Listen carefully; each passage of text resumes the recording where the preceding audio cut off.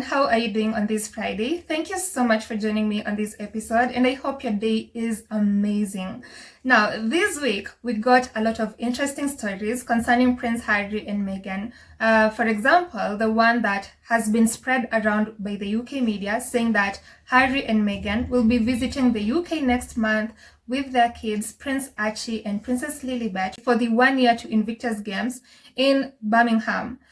Well, the Sussexes haven't spoken about it. They haven't released a statement denying that this is actually going to happen, which just makes me believe maybe this is actually true. And obviously, that story didn't come from Prince Harry and Meghan's team. It obviously came from the palace because the information was leaked through sources.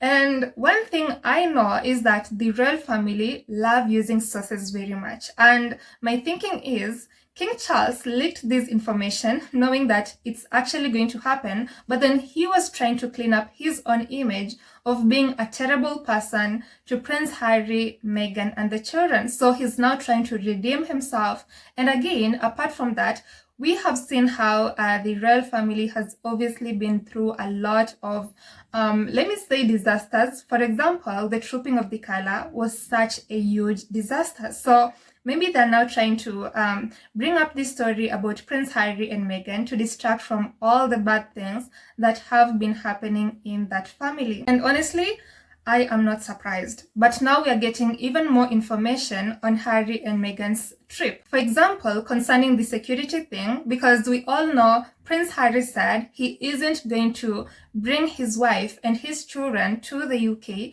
unless he is given proper security in the UK. So this means he has been given that in order for him to come with them. So who is paying for all of that? And the UK media have even gone to an extent of asking government officials who is going to be funding Harry and Meghan's trip. And yeah, they were obviously turned down. I'm going to show you all of that. And I'm also going to show you how Prince William has reacted to all of this and also how the trolls aren't happy at all. So this story was first revealed by Matt Wilkinson on The Sun. So this is what Matt said, and allow me to just read you what he wrote. So the title of his piece was, "Be safe, Harry. King Charles covers security to bring Harry, Meghan and kids to UK as Prince's family plan to visit in weeks."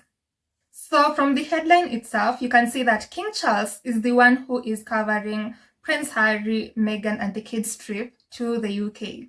So they then go on to say, the Home Office has still granted taxpayer-funded round-the-clock armed police protection for their trip next month, adding that a review of the threat level posed to the couple has been ongoing and has not led to a change in security arrangements, but the king is believed to have intervened to offer his own resources so that the couple can bring their two children, Archie, who's 7, and Lilibet, who's 5, over for their first visit in 4 years, adding that Harry, who stepped back from royal duties when he moved to California, lost a legal case against the Home Office last year when it downgraded his security. He later said it was not safe to bring his family to the UK. But this week, a safe return for a 5-day visit was said to now be possible after changes to security arrangements. However, sources said the government's Royal and VIP Executive Committee has not upgraded its threat level. So there has been no changes to Prince Harry's threat level. So King Charles has actually just done all of these things by himself. Surprising, right? And then they even went to the extent of actually interviewing government officials. So a government spokesperson said of its protective security system that, quoting, "It is our long-standing policy not to provide detailed information on those arrangements, as doing so could compromise their integrity and affect individual security." So these people literally went to ask government officials about Prince Harry's security and they got turned down. Do you see how desperate they actually are? And now, talking about King Charles actually funding this and giving Prince Harry the security that he needs to bring his family to the UK, okay, I am not surprised because I knew for this entire time that King Charles had the ability to do this. He was able to provide the security that Prince Harry needed. So all this time, it has never been about the threat level that Prince Harry, Meghan, and the kids are in, but rather who is paying for this security, because Harry himself has offered time and time again for him to pay this security. He wanted to pay this by himself from his own pocket, yet he was denied that chance. But King Charles now offering to pay for Prince Harry and Meghan has been accepted. Like, how? I remember some royal commentators kept saying how Met Police cannot be bought. I remember them saying that very well when Prince Harry was asking for security. So what has changed? Is it because it is King Charles who is paying for this and not Prince Harry? We all know that they never really wanted Prince Harry to actually get this security. That is why they came up with excuses every single time for Harry not to get what he wanted. But it seems like he only gets what he wants when it actually is convenient for King Charles, right? And honestly, it's just pathetic. But if it means Prince Harry will be able to bring his family to the UK, then it is a win for Prince Harry too, right?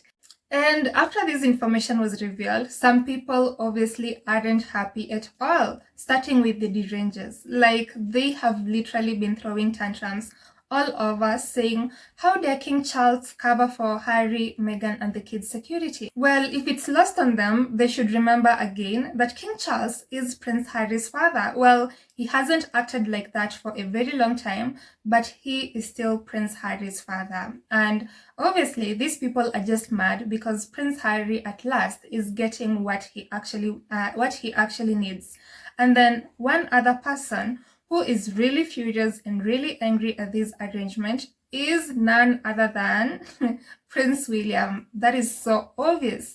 Like, this man always finds a reason to be mad at Harry and Meghan for literally everything. And this wasn't going to sit well with him, obviously, because it shows that King Charles has actually decided to do something for Harry and Meghan for once in his life. So, according to Tom Sykes, he literally wrote a whole piece saying how Prince William is very, very mad. And the title of the piece is, actually, it was an exclusive. So, the title is Raging William Shuns Charles Over Harry and Meghan Invite. That is so obvious. Like, from the title, you can just tell whatever Tom Sykes was saying. So in the piece, he says, let me just read you like 3 paragraphs. So he says, Prince William has threatened to boycott Sandringham and shunned a key family gathering with his father last weekend in disgust at learning of Meghan Markle's triumphant imminent return to the UK on the arm of Prince Harry. The visit is being paid for by King Charles, who I am told is happy at the outcome, which means he will get to meet his grandchildren Archie and Lilibet for the first time in several years. I also exclusively revealed on my podcast with guest Mark Dolan yesterday that William is so appalled by what he sees as his father's betrayal that he refused to join a customary family lunch after trooping the colour last weekend and left the celebration with his wife Catherine and his 3 children immediately after the RAF fly past. So Prince William has been throwing a lot of tantrums this entire time. He has been raging after he learned that King Charles has actually decided to do this for Prince Harry and his family. Like, toddler William honestly needs to grow up. He should learn that not everything is going to go the way he wants, because I know if it was up to Prince William, then he'd never ever do anything for Harry and Meghan. He would just do bad things to them. For example, how he's been saying he's going to strip their titles when he becomes the King of England. So everything William actually wants to do to the Sussex family are evil things. And when he hears that someone actually did something positive for them, he gets really angry. And that is childish behavior, to be honest. Like, he needs to grow up. And there's one paragraph that actually got me laughing, where they say, however, friends of William said the king should support his heir and that he owes William more respect. I can only imagine the tone they were using while saying all of this, that the king should support his heir and he owes Prince William more respect. Well, respect for what? Like, what exactly has Prince William actually done to be given the respect that he so demands? This man always wants to be respected. He wants everything to be done in his way, but what exactly does he do to actually earn that respect? Because it's not just given, it's something that you actually earn. But for William, apparently, he wants to be given that by force. And every single time someone else gives Prince Harry and Meghan or treats them just like human beings, Prince William becomes really angry, starts raging, starts saying a lot of nasty things, starts even threatening them.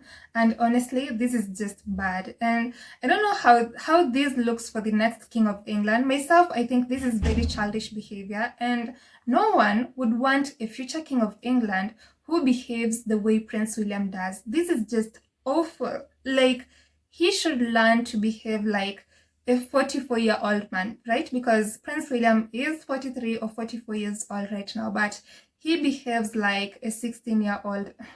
Okay, he behaves like a 7-year-old boy. He should learn to grow up and leave his tantrums at home. So yeah, that is it for me today. But I'd love to know what you think about this. Do you think it is a coincidence that King Charles is doing all of these things for Prince Harry and his family right now? And what do you think about Prince William raging all over this, and also how the derangers have been raging? Well, I haven't read you the comments from the derangers because derangers are always so nasty. I didn't find any reason to read all of that, but trust me, they are really, really crying. So yeah, let me know what you think. Then I'll see you on the next episode, and I hope you have a lovely day ahead. Goodbye.